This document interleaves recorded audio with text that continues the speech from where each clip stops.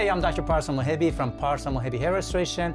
Today we're gonna have a procedure with Brandon, and we're gonna have a lot of fun today. All right, are you ready for these? Yeah. All right, big day, huh? Oh yeah. How do you feel? Nervous. Oh, you are? Yeah, pretty nervous. It's normal. Yeah. You know, something you've never done before. Yeah, it's a surgery. But are you excited about the future? Like, you know. Yeah, I'm very excited. I'm like, because I know that like, obviously you guys take great care of your patients like during the procedure, but like after the procedure, I'm just like, when that happens, I'm just gonna have this like wave of like euphoria wash over me to be like, oh, I did it. I finally did it. This thing I've been building up in my head for so long, I'm now finally done with it, yeah. So let me walk you through the process of today and what's gonna happen for the next few days and a couple months after procedure. Today, you're gonna have a smooth process. We'll take you to the procedure room. We're gonna give you sedation. You're gonna be relaxed, comfortable. We'll give you some medications that keeps you relaxed throughout the day. And also we give you a product called laughing gas. So start breathing from this machine and you get a little bit high. Oh, great. A little bit relaxed. So that's just for making sure that even when I'm giving you the local anesthesia, you won't feel those little bug bites. Yeah. And then after that, you're gonna be all numb and you don't feel anything. Then I start making sites. Sites are like incisions that I'm making on the scalp, very tiny, teeny, that hair will go into.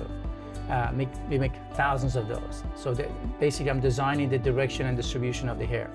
And then after that, we will change your position and we start extracting hair from the back. So I basically use a microscope on the back of your head and start extracting hair one at a time and picking which hair I have to remove and where we have to place them. As I'm removing the grafts, my team will help me to collect them, count them, and sort them on a microscope and start placing them into the holes. So I invented this device called Mohebi Implanter. So they load the grafts and put them into the incisions that I already made while I'm extracting them. This process is called simultaneous extraction and placement because hair grafts are live tissues, right? So we don't want them to sit out for a long time. The sooner they go back in, the better and more chance of survival. So that's going to be for the whole day. In the beginning of the day, you will probably cover your eyes, dim down the light, except for the light that we work, and then you listen to your favorite music. You may fall asleep a few times. We wake you up at lunchtime. We serve your lunch.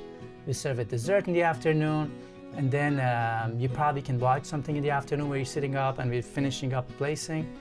And then we give you a bandage and you go home, and we still bring you back tomorrow for hair wash.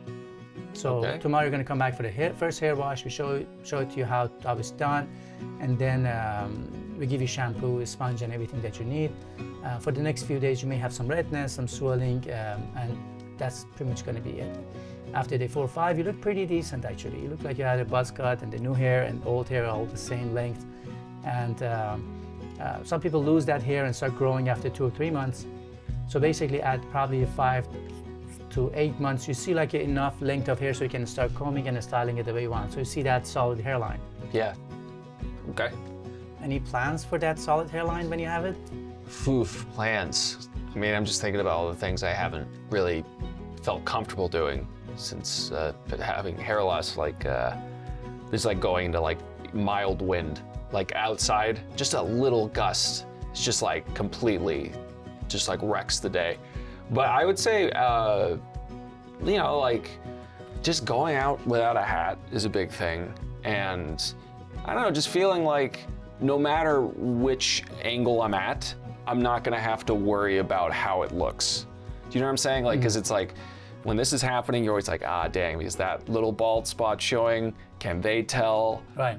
And now I'm nervous that that they can tell. And now if they can't tell, even if they haven't been able to tell, because I'm nervous, they know something's wrong. It's just this endless cycle of anxiety that you feel when you have this. And it's mostly your inner, talk to yourself, not that other people may not even care. Yeah, they don't even notice that this battle is happening in your brain. They have no idea. That's interesting, yeah. And so, that's something that I will be very happy to have just completely removed, yeah. What's gonna happen to your hat collection? I'll keep them. I'll keep them, like jerseys you hang on a wall. I'll have them. They'll always be there. Yeah. But now I get to wear them not out of necessity, Yes. but out of leisure and being like, I want to wear a hat today. You know, I think it would look good with this outfit, as opposed to, will this outfit look good with a hat? Which is, you know, it's the way it's been going for a little while. One of the first things that some people do is to change their dating app profile pictures. I still use Deleting the old ones, redo the whole photo shoot and everything. Right. I still use, well, that's the thing. Like, I still use ones from when it looked better. Oh, before hair loss. Yeah. I don't know. What are the ethics of that? Ethics says you have to be current. I'm sorry. Yeah. People have to be say, current? wait a second, is this you 10 years ago? Yeah. You don't want. You're very young looking, and you know, I don't think you have changed in the last 10 years much. Right. But you know, Well, if you wear the hat, it I helps. guess you can pull it. With the better hair, you probably would, you know, pulling back the clock. Yeah, it just basically it adds years onto your life. Like, physically, it just makes you look Right. younger, which is good. And I'd say another thing I'm going to be happy to do is, because I'm a content creator, like I film videos Yes. all the time, and I'm on camera a lot.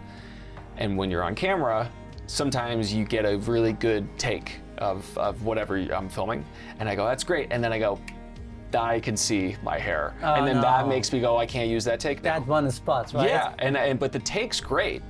Like, whatever, what I'm filming is great, but I can't use it. So Can you just edit them like in video? It's hard, right? it is very hard, yeah, to like do like digital, like After Effects. But no, I mean, I haven't been able to do that. I mean, so basically I just have to refilm and adjust, and you know, So that's filming.